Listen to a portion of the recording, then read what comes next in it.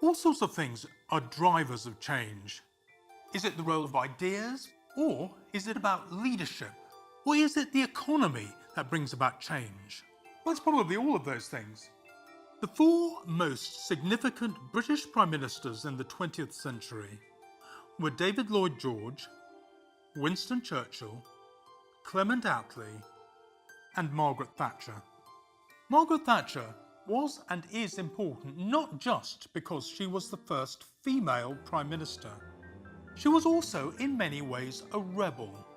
She rebelled against the way that politics was being done in the 1970s. She was a rebel against too much trade union power. She was against anything that stifled individual initiative and against anything that stifled business.